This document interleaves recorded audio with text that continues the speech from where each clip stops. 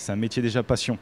Parce que il faut être passionné dans notre métier pour aimer en fait travailler la matière, donc la farine, après différents types de farine. Pourriez-vous nous décrire une journée type à la boulangerie? Oui, donc on arrive à peu près sur les coups de 4 heures le matin.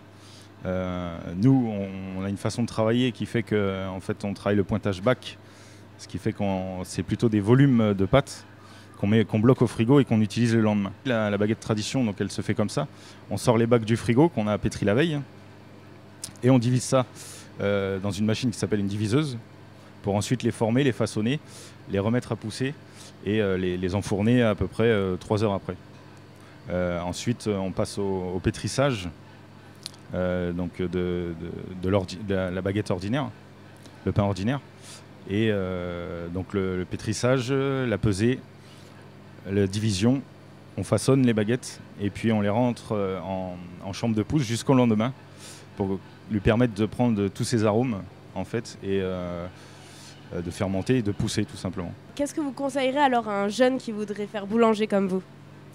Alors un jeune qui arrive, il faut déjà être bien sûr dans quoi on s'engage parce que l'investissement personnel est énorme.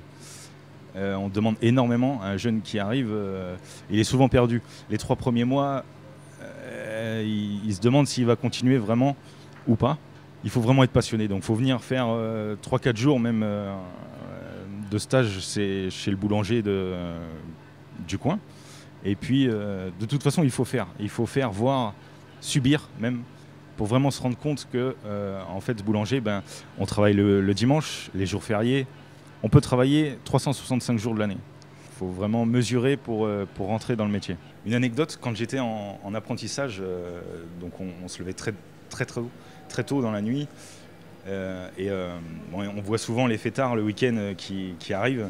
Là, la personne était tellement ivre qu'en fait, elle est rentrée dans le laboratoire, a enlevé ses chaussures et s'est allongée sur le tour en inox pour pouvoir dormir. Donc ça a été très compliqué, il a fallu user de diplomatie. Et en fait, il habitait l'immeuble. Il habitait au-dessus, mais il pensait qu'il était chez lui alors qu'il était au rez-de-chaussée à la boulangerie. Voilà.